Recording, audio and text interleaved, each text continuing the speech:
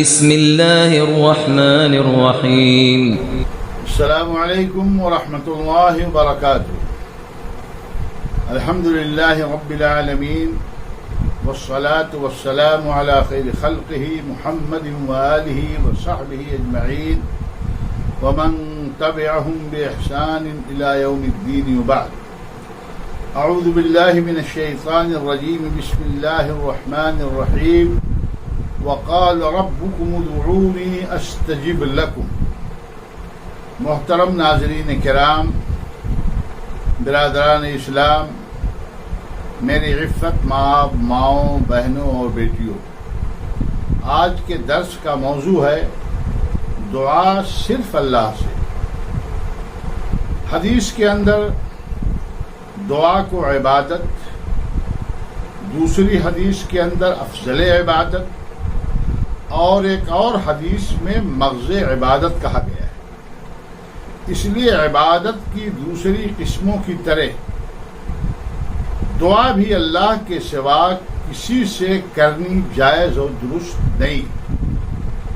ایک انسان کو پریشانی اور مصیبت کے وقت صرف اور صرف اللہ سے دعا کرنی چاہیے، اسی کو پکارنا چاہیے، اسی سے مدد مانگنی چاہیے، اسی سے فریاد کرنی چاہیے، اور اللہ ہی کی رحمت کا امیدوار رہنا چاہیے۔ اللہ کے علاوہ اللہ کی کسی چھوٹی بڑی مخلوق سے دعا کرنا، انہیں پکارنا، ان سے مدد مانگنا، ان سے فریاد کرنا شرک ہے، خواہ وہ زندہ ہوں یا مردہ ہوں، خواہ وہ اللہ کے اولیاء و انبیاء ہوں، خواہ وہ سورج، چاند، ستارے یا اللہ کی کوئی چھوٹی بڑی مخلوق ہوں۔ کسی کو مصیبت کے وقت پکارنا اور ان سے دعا کرنا اور ان سے مدد مانگنا یہ جائز نہیں ہے۔ انسان کا یہ عمل اس کو توحید کی شاہراہ سے بھٹکا کر کے، گمراہ کر کے شرک کے دلدل تک پہنچا دیتا ہے اور آدمی شرک میں مبتلا ہو جاتا ہے۔ اللہ تعالیٰ نے قرآن مجید میں ارشاد فرمایا، وقال ربکم ادعونی استجب لکم۔ تمہارے رب کا حکم ہے کہ صرف مجھ سے دعا کرو۔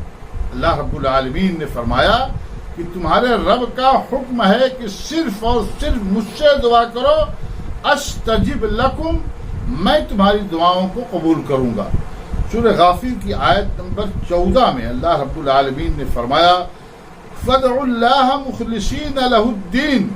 تم دین کو اللہ کے لیے خالص کرتے ہوئے صرف اسی کو پکارو، صرف اسی سے دعا کرو۔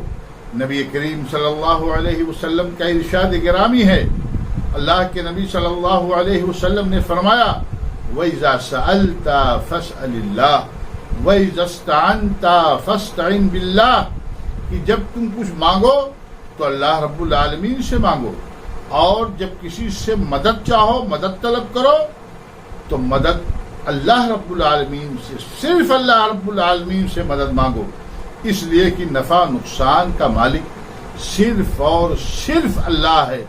وہی فائدہ بھی پہنچا سکتا ہے اگر فائدہ پہنچانا چاہے گا، اور ضرر اور نقصان کو وہی دور کرنے پر قادر بھی ہے۔ اگر اللہ رب العالمین کی مشیت ہوگی تو انسان سے نفع اور ضرر کو وہ دور بھی کر دے گا، اور اگر اللہ رب العالمین کسی کو نقصان پہنچانا چاہے گا تو انسان وہ اللہ رب العالمین کے ضرر اور نقصان سے محفوظ نہیں رہ سکتا ہے۔ اللہ رب العالمین نے قرآن مجید میں ارشاد فرمایا سورہ یونس کے اندر، وَلَا تَدْعُ مِن دُونِ اللَّهِ مَا لَا يَنفَعُكَ وَلَا يَضُرُّكَ فَإِن فَعَلْتَ فَإِنَّكَ إِذًا مِنَ الظَّالِمِينَ۔ اللہ رب العالمین نے فرمایا کہ اللہ کو چھوڑ کر کے ایسوں سے دعا مت کرو، ایسوں کو مت پکارو جو تمہیں نہ فائدہ پہنچا سکتے ہیں نہ تمہیں نقصان پہنچا سکتے ہیں۔ اللہ کی جو مخلوقات ہیں، چاہے وہ زندہ ہوں، چاہے مردہ ہوں، چاہے وہ جامد ہوں، چاہے متحرک ہوں، یہ تم کو فائدہ نقصان کچھ بھی نہیں پہنچا سکتے، اس لیے ان سے دعا نہ کرو، ان کو مت پکارو۔ فَإِن فَعَلْتَ، اگر تم نے ایسا کیا فَإِنَّكَ إِذًا مِّنَ الظَّالِمِينَ تو تم ظالموں میں سے ہو جاؤ گے، یعنی مشرکوں میں سے تم ہو جاؤ گے۔ ظالمین سے مراد یہاں مشرک، یعنی اگر اللہ کو چھوڑ کر کے غیر اللہ کو پکارا گیا، ان سے دعا کی گئی، ان سے فریاد طلب کی گئی اور ان سے مدد مانگی گئی، تو یہ چیز انسان کو شرک تک پہنچائے گا اور انسان شرک کے دلدل میں جا کر کے اپنے آپ کو ہلاک و برباد کر لے گا۔ اس لیے کہ اللہ رب العالمین نے فرمایا ان الشرک لظلم العظیم، غیر اللہ نہ نفع نقصان پہنچانے کی طاقت رکھتے ہیں، نہ بندوں کی دعا اور پکار کو سنتے ہیں۔ اللہ رب العالمین نے فرمایا والذین تدعون من دونہ ما یملکون من قطمیر، وہ لوگ یا وہ جھوٹے خدا جن کو تم پکارتے ہو اللہ کو چھوڑ کر کے، جنہیں اللہ کو چھوڑ کر کے تم پکارتے ہو، جن سے دعا کرتے ہو، ما یملکون من قطمیر، وہ قطمیر کے بھی مالک نہیں ہیں، یعنی گٹھلی کے، یعنی کھجور کی گٹھلی کے اوپر جو ہلکا سا چھلکا ہوتا ہے، ایک معمولی سا چھلکا ہوتا ہے، وہ اس کے بھی قادر نہیں ہے، اس کے اوپر بھی قادر نہیں ہے، اس کے بھی مالک نہیں ہے۔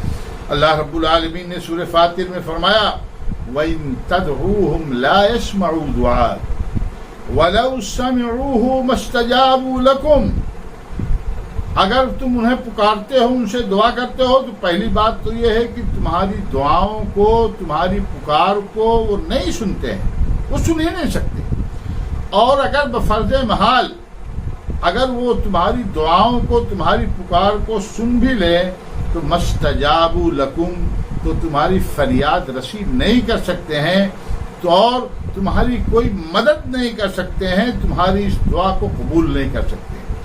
اس لیے میرے بھائیوں، میرے بزرگوں، میری ماؤں اور بہنوں، ہم سب کو مصیبت کے وقت صرف اللہ کو پکارنا چاہیے، اللہ سے مدد مانگنی چاہیے، اللہ سے خیر کا طالب ہونا چاہیے، اللہ رب العالمین سے پریشانی کو دور کرنے کی دعا صرف اور صرف اللہ سے کرنی چاہیے، اس لیے کہ در حقیقت وہی ہماری دعاؤں کو سننے اور قبول کرنے والا ہے۔ اللہ ہم سب کو توحید کا خوگر بنا دے، موحد بنا دے، اور شرک فی دعا کی گمراہی سے پوری امت مسلمہ کو محفوظ رکھے۔ آمین۔ وآخر دعوانا ان الحمد للہ رب العالمین۔ السلام علیکم ورحمۃ اللہ وبرکاتہ۔